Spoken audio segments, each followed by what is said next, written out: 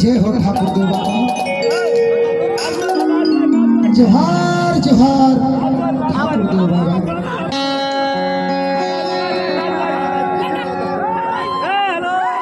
जोहार जोहार मेड़ों के बड़वाई माता जोहार जोहार जोहार जोहार दिल्लोरपुर के पवित्र माटी या जोहार जोहार जोहार जोहार यहाँ के देवी देवता जोहार जोहार देख आज राम राम का घड़ी है तोड़ देखने वाला देख कान के धैर्या आँखी के अधराया पैर के लुबाया मोर जिंदगी तोर हाथ में है भगवान मोर अखरा में चारों डाले नर नारी मंदाई बहनी बनाए हैं सबकी समस्या दूर करना है सुपाला बढ़िया हिलावे डुलावे मैं एक माध्यम देख गुरु मैं एक माध्यम एक और सुपाला बढ़िया छोड़ दे चल जोहार जोहार जय हो बुंदेली की रानी बुंदी बंदी के अल्लाह चित्तनी में माया सुना थोड़ा हटे दाई बगड़ फुट रमदाइया महिल के सिंध बाबा दा कुर्बा के सर वाला मैं थोड़े दत्ते से संबलपुर से लाई ढोकर कर बनाई अमर कर तक मोड़ दा मैहर के पास आकर खोपा दाई दा चला तो खेल और सुपा बढ़िया खेल ढोकर के बनाई अमर कर तक बता मैहर के सादा खोपा के खोपा दाई ले जोहार जोहार है माता क्या बगे भी हो गए देख नवरात्रि के पावन बेला है खेल ले माता खेल ले बढ़िया सुपा माया के खेल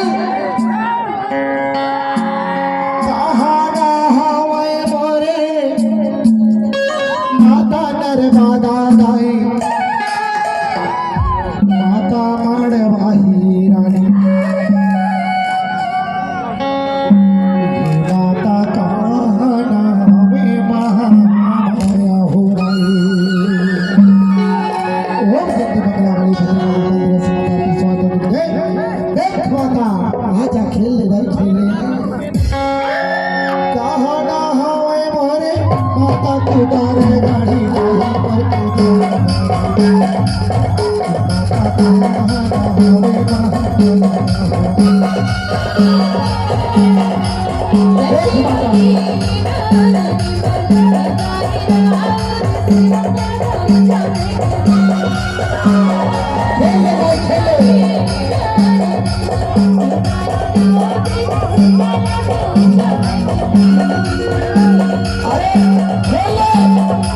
खेल माता ऐसा माता देवी ही नवरात्रि के पावन बेला चला थे माता खेल आजा माता आजा दाई मैं अपने बालक के घबरावा था माता हवाए बोले माता तू गावे गाड़ी को गावे माता हमें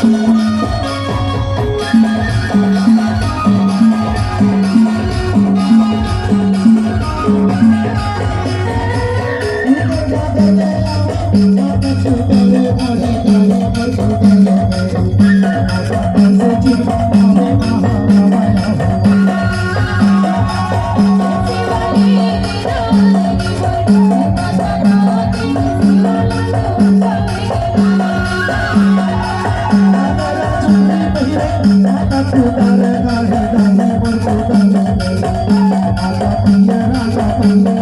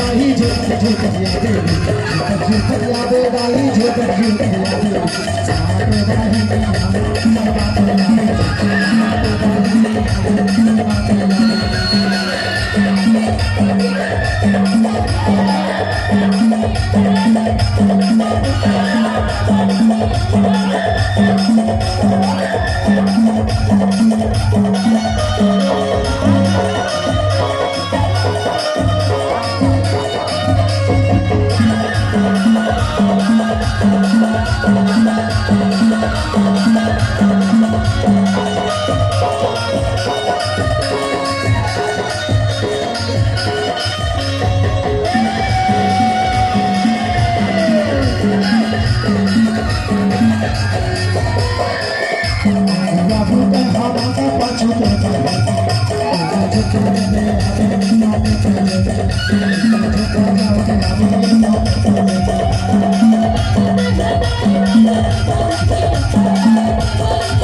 you.